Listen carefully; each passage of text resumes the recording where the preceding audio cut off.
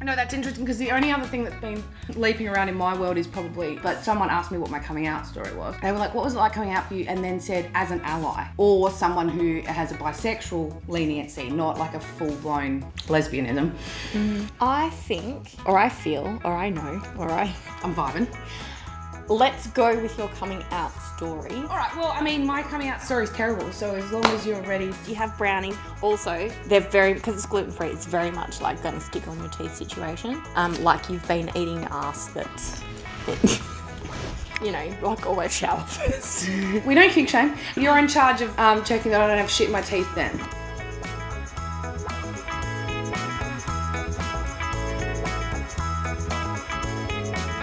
It feels aggressive. Why? I don't know. Do you think I'm aggressive as loud? So why is my voice not aggressive to you, but you being loud feels aggressive? Well, let's try it and see if you feel attacked. Okay. I think you're the only one who feels uncomfortable with music. Thank you. I mean, if you're gonna, like, there's a difference between projecting and yelling at me. Yeah, so why are you so funny about your voice being projected? And you said it's the couple of times it's come up. Why has it come up? Well, it's come up. I'm working on another project that requires my voice. Outrageous. I know. You're cheating on me already. We're 3 episodes in and you just put it out everywhere. I'm very aware of it, like, right now. So the fact that you're like, also, yeah, this little... Yeah. Also, stop speaking so quietly. Because that's just the kind of stupid shit that I do. I'm like, well, I can see there's an edge for growth here. And you're getting up my ass about growth. Says you, who's now... No, I was cheering you on. Oh, you're the one putting yourself in those situations. Yeah. Oh, yeah. Always. I don't. I just end up finding myself in that situation and going, oh, well, fuck it, all right. Of course this is where we are. Of course this is what's going to happen now. I know. It's like an addiction. I'm like, that feels uncomfortable.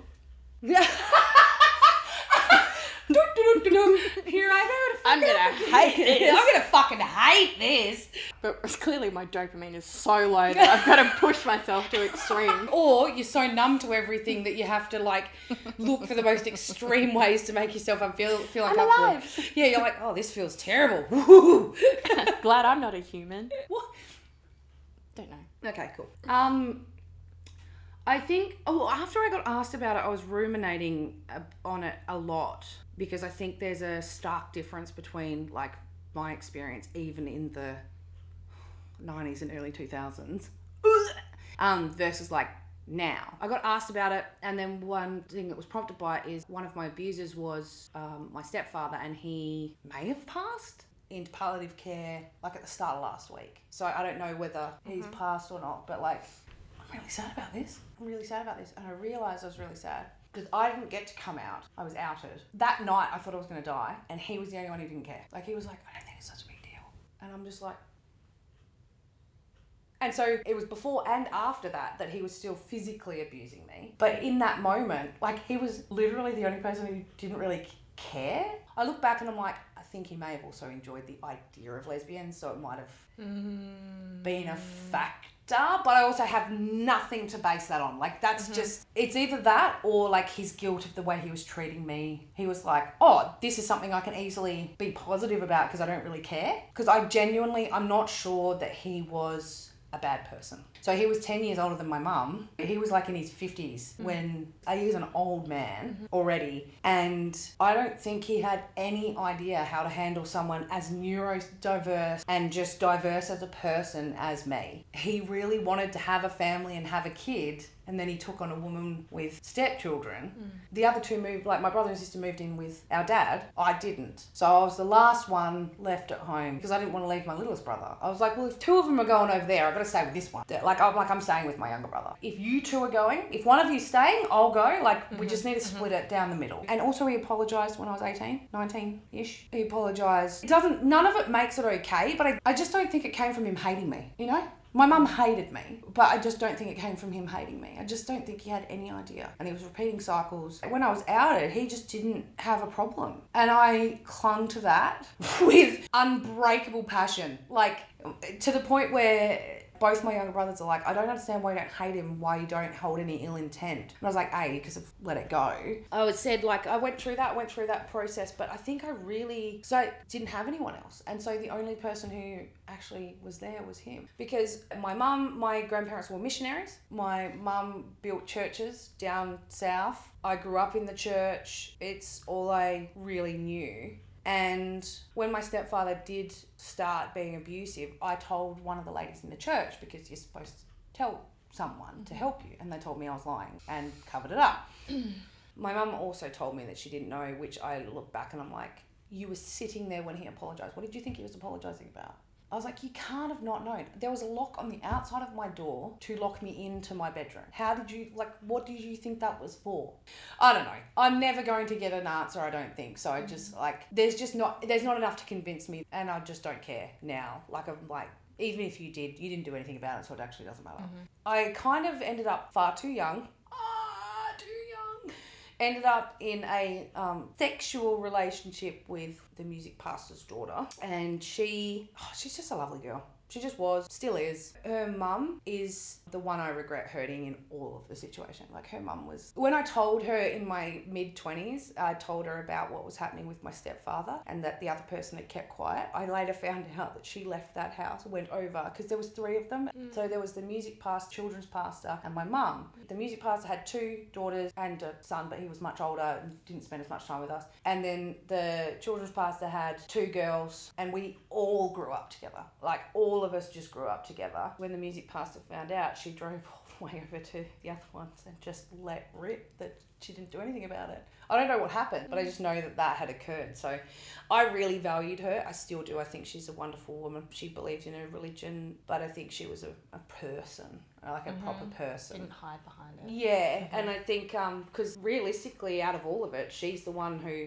was hurt the worst. Oh, that's out of my mum's reputation, obviously. But I was far too young in this sort of blossoming relationship with this girl, and I had a best friend at my Christian school I went to. We're all at that age where you like experimenting, but this other layer of religion to create a lot of shame. Then there was 2 situations. The first one, we were at this church camp, and there was this girl who confessed to me that she had slept with her brother, right? Oh.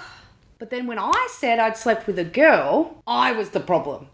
Wow. Okay. I was the one who got my ass fucking handed to me, right? Oh, God. I was like, and why didn't I say something? Why didn't I be like, I'm not the one sleeping with... Anyway, it's not my story to tell. So my best friend at the time in like year 7, looking back, there is, because of dissociation, there are so many areas that I just don't have understanding of, like the time, because I just blacked out for so long of the time, but they're just clear little snippets where I'm like, I actively remember that very clearly. Yeah. We were over at her house, and I said to, she was like, oh, I'd like to kiss you. And I'm like, I'm with someone else, right? Like, I really like this girl. Thank you, but no thank you. The next day, she told her mum, and her mum told everyone, including my mum. And so I came home from school, and my mum fucking kicked off. And she just left. She's like, I'm not being around you, like, blah, blah, blah, blah, blah. You can't stay here anymore. So she's like, you can't live here. Left me at home with my stepfather. And I'm like, this is the night I die. Like, I was like, this is the moment that I'm going to die. Like, he's going to beat shit through me until I can't. Like, this is it. All right, thanks. I had a good 14 years or whatever it was. Like, but then he sat there and he goes, I don't see what the big deal is. And I was like, what the fuck? I'm like, okay. And then we just kind of sat there in silence and watched TV. It was weird. It was so weird. But he was the only one. Plot twist. Yeah, fucking did not see it coming, right? Absolute plot twist. Because usually it predominantly happened when mum wasn't there. And mum's like, you can't live here and I'm going until you're gone, right? Like, I told you, she fucking hated me and still does, right? Like, she's like, I'm not staying here. I don't remember where it fell. I think it was just before this is when she wrote me the letter. Or it was around about the same time. It could have been into... I do have a photo, but I think I burnt it as part of like a... letting go. But she wrote me this letter, and the letter said, every time you tell me you love me, it makes my skin crawl. And I'm like, oh, okay. well, all right, cool. So she was done. So I ended up not having anywhere to go. So I was on the streets trying to find somewhere to go. One of the teachers I got expelled. So I was back at school. The mum of my best friend at the time had told everybody, dean or the counsellor, I don't know what position he held. He was a teacher as well. He took me into his office, and I remember it being right at the end of like the undercover area. It had like a little raised bit with the school the classes up there, and then there was like his office at the end. And he took me in there, and he's like, "You fucking stop it, or you're gone. Like you cannot come to this school." And I'm like, I can't. Like I can't. Like I've never been attracted to men, not once, right? And I really like this girl, and also I was puppy love, right? Mm-hmm. So I was like, puppy love. Also, only person who's nice to me, right? Only person who's nice to me. Ended up getting a boyfriend because we were secret. Ended up getting a boyfriend and moving on anyway. But yeah, so he was like, all right, well, you're done. You're like, you can't come back to school. So then I had to move to a public school, which being in the 30,000 person town of Albany before it was even a city, everybody knew me before I was there. Mm-hmm. Oh, there's this gay kid who's coming to school because she got kicked out of her school because she was hitting on the girls. So you think I could find a friend? Man. Shit. But I was probably about 2 weeks where I didn't really have anywhere to go. Then this teacher, who I still very, very much value. There were 2 teachers who I thought did an amazing job, but one of them offered me a place. I didn't stay there for very long. I felt like an inconvenience. Mm-hmm. I should have stayed longer. Yeah. I should have accepted the help, but I didn't. I didn't accept the help. I felt too embarrassed. I stayed at one of the youth hostel thingies that you could just kind of find a bunk in and then I was out of home for a little while, and I'm like, this is really hard. I was like, all right, well, I'm gonna go and try and be straight. So I was like, Mum, can I please move back in? I'm gonna be back in love with the Lord Jeebus Christ, you know. And then as soon as I finished year 12, I'd gotten a girlfriend. So in that time, my first one, then I had a second one who was like I fell in love with that girl. Like, I was obsessed with her, unhealthily so. She chose Jesus over me. She came back from she was Mormon, but she came back from a Mormon church camp, and she was like inspired by her relationship with Christ. So she left me, and then I had then I got another girlfriend who then it was just my best friend. And then she left, she cheated on me with our male housemate. So I was like, all right, well, I guess I'll try being straight. So 2 things happened in this time as well. So I tried being straight 3 times. First one, just a lovely nerdy boy for absolute appearances. Don't even think I spent more than 5 minutes with him, right? If I could say I had a boyfriend, then at least people would probably stop looking at me, right? Mm-hmm. And then I look back and I'm like, so out of the 3 sexual experiences that I had, I'm very lucky that only one of them ended up in SA. So one of them ended up in SA because they didn't listen. Not as bad, like not the worst kind of SA experience you can have. No, sorry, there was 4. That one had nothing to do with sex. I don't even think I kissed him. It was just about appearances. Mm-hmm. But then it was guys who I was SA'd by who, in my mind, I went, all right, well, also didn't listen. So didn't show a lot of respect, really not interested in what was happening as well, kind of reinforcing that I kind of enjoy women's company. Mm-hmm. Looking back, I was like 15 or something, like 14 or 15, and we were traveling around Australia, and I had this moment where I was like, I reckon he might have been in his mid-20s. Oh, fuck. But I also don't know. Like, I can't remember properly, and I was by myself. I'm so fucking lucky. So there was a pool in the middle of the Nullarbor, like staying somewhere. It was a guy, and I remember him being quite attractive, and he was in a pool, and he was like trying to hook up, and I was like, oh no, thank you. So I just kind of gave him a handy, and then I don't even know if I finished it, but I just left because I wasn't really interested, and he didn't put any pressure on me. Like, when I said no, he was like, oh, well, we can do this, and I was like, all right. And I may have even gone, I don't want to do this either, and then left, and no pressure. And I look back and I'm like, potentially no pressure because I was 15, and if he'd put pressure on, it would have been a problem.